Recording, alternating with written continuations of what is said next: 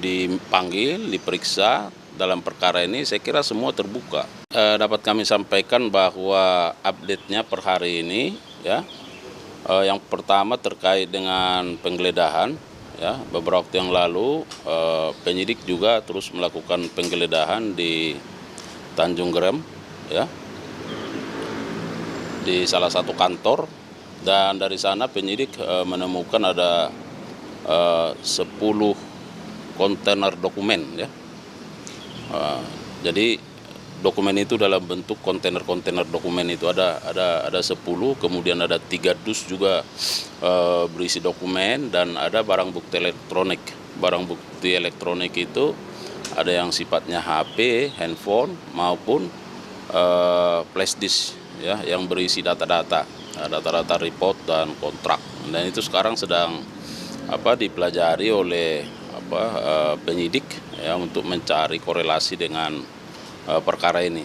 Nah, kemudian per hari ini bahwa terkait dengan pemeriksaan, penyidik akan fokus dulu untuk melakukan pemeriksaan terhadap para tersangka, ya, tersangka sebagai saksi, ya. Jadi karena ada 9 tersangka, maka sesuai dengan perannya masing-masing dikaitkan dengan dokumen dan data yang sudah diperoleh, maka para tersangka ini akan diperiksa statusnya sebagai saksi untuk membuat terang, ya, sejauh mana dia mengetahui, memahami, merasakan terkait dengan apa yang sudah terjadi di Pertamina Patraniaga ini terhadap perkara ini. Nah, itu terkait soal update-nya. Artinya kan sudah ada penggeledahan, kemudian juga akan ada pemeriksaan para tersangka sebagai saksi. Ada lagi nggak Pak saksi yang akan diperiksa? Mungkin kalau kita kaitkan dengan ada statement nih dari Ahok kemarin terkait dengan adanya dugaan keterlibatan BPK dalam kasus korupsi ini, apakah memungkinkan Kejagung ini akan memanggil BPK atau mungkin Ahok dipanggil juga diperiksa? Nah, terkait apakah ada pihak-pihak yang akan dipanggil, diperiksa dalam perkara ini, saya kira semua terbuka, ya, sepanjang itu menjadi kebutuhan penyidikan. Nah, jadi kan penyidik tentu dalam rangka membuat terang tindak pidana ini membuat satu perencanaan, ya, untuk dalam rangka membuat terang tindak pidana, menemukan bukti-bukti, dan tentunya akan diselaraskan dengan unsur-unsur pasal sangkaan, ya. Misalnya kalau unsur barang siapanya, tentu akan dicari bukti-bukti yang bisa menjelaskan unsur barang siapa, unsur melawan hukum, dan seterusnya. Oleh karenanya siapapun, pihak-pihak manapun, ketika penyidik menilai bahwa ini menjadi kebutuhannya, maka bisa saja untuk dipanggil dan diperiksa. Nah, terkait dengan pernyataan yang bersangkutan, apakah ada pihak-pihak tertentu sebenarnya yang terkait dengan perkara ini, maka saya kira ya ini harus diperjelas, ya. Nah, kalau misalnya konteksnya nanti yang bersangkutan harus dipanggil, ya silakan saja sampaikan, ya, karena kami sekarang, penyidik sekarang sedang fokus pada bagaimana perbuatan-perbuatan dari para tersangka ini disesuaikan dengan data-data dokumen, bukti-bukti yang diperoleh, betul-betul bisa menjelaskan itu. Nah, kalau misalnya nanti yang bersangkutan harus dimintai pertanggungjawaban, tentu kita lihat apakah itu menjadi kebutuhan dari penyidikan.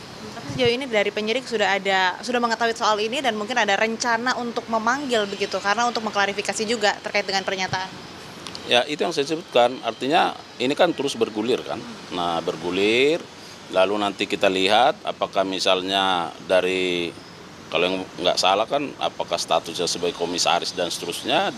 Jika penyidik merasa perlu dari sisi pengawasannya, nanti kita lihat seperti apa, ya. Apakah ini juga berkaitan dengan perbuatan para tersangka.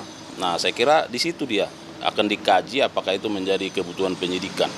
Kemungkinannya dalam waktu dekat mungkin akan dipanggil Ahok atau mungkin memanggil BPK? Kalau ada pihak-pihak yang akan kita panggil, akan kita update. Nah, akan kita update.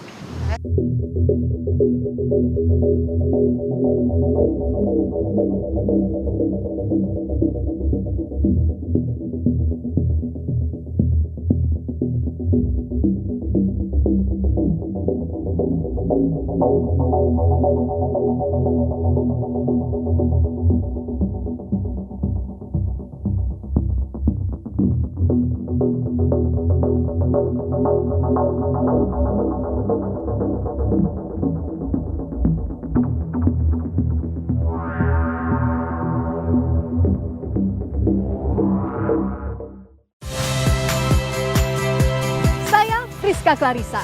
Saksikan program-program Kompas TV melalui siaran digital, pay TV, dan media streaming lainnya.